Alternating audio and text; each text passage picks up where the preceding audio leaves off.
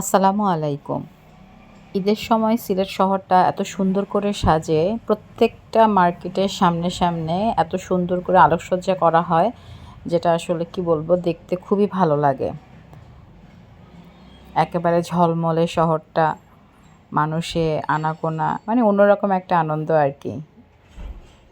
তো যাই হোক, এবার আসি মূল ঘটনায়। তো যেখান থেকে ঘটনা শুরু হয়েছে সেটা হচ্ছে ঈদগাহ পয়েন্টের এখান থেকেই। তো এই জায়গাটার মধ্যে অনেকগুলোই খাবারের আর কি দোকান আছে, যেগুলো ভাসমান আর কি। তো আমরা এখান থেকে আম আ নতুন একটা দোকান আর কি এসেছে। এই দোকানটা হচ্ছে যে মালাই চা আর হচ্ছে পোড়া পাউরুটি মানে পাওয়া যায় এখানে। তো এখানে এটা আমি আর কি খাবো বলেছিলাম। তো যাই হোক, যথারীতি আমি আর কি খাবারের অর্ডার দিয়েছি। তো আমরা পেছনে আর কি একটু দাঁড়িয়েছিলাম। তো হঠাৎ করে আমরা আসলে দেখছিলাম যে সামনে কয়েকজন আ আ ছেলে আর কি, ওরা কোনো একটা কিছু বিষয় নিয়ে অনেকক্ষণ ধরে কথাবার্তা বলছিল। তো আমরাও খাবারের অর্ডার দিয়ে ওখানে দাঁড়িয়েছিলাম। ওরাও কথাবার্তা বলছিল। আরেকটা মানে আমাদের পাশে যে স্টলটা ছিল ওটার পাশে আর কি।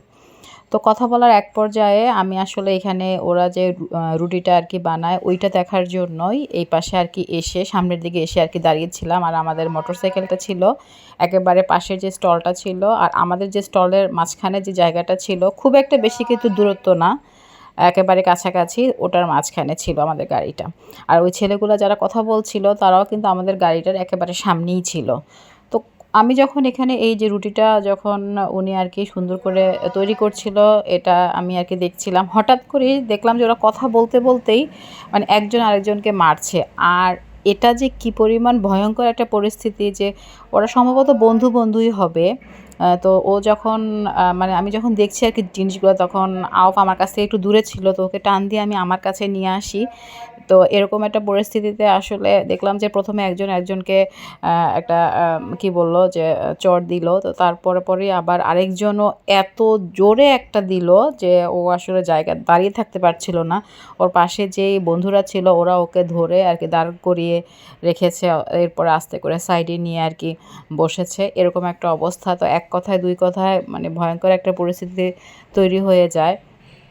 মানে কি বলব, যে চোখের সামনে দেখতে দেখতেই আ আমরা আসলে অ্যা মানে বুঝে ওঠার আগেই ওইখান থেকে আরকি ওরা মারামারি করে, পরে এখান থেকেই ওরা ফোন দিয়ে বলে যে কাকে আরো ডাকছিল, যে হ্যাঁ, আসো এখানে আসো। আসো তো আর বলেনি, আয়, আয় এভাবে করে আরকি ওদের দলবলের লোকজনকে ডাকছিল। আর যারা মেরেছে তারা আর মানে এরপরে কোথায় গিয়েছিল ওটা আর দেখিনি। কারণ যাকে মারা হয়েছে একটু বেশি, তার দিকেই সবার ফোকাস ছিল। তো এই সমস্ত পরিস্থিতির মধ্যেই আরকি ওই সময়টা ছিল। খুবই একটা মানে হঠাৎ করে পরিস্থিতি ঘটে গেলে যা হয়, তাই আরকি। তো দেশের পরিস্থিতি আসলে কোন দিকে যাচ্ছে জানি না। আল্লাহ সবাইকে হেফাজতে রাখুক, ভালো রাখুক। সবাই আপনারা সাবধানে থাকবেন। আল্লাহ হাফিজ। আসসালামু আলাইকুম।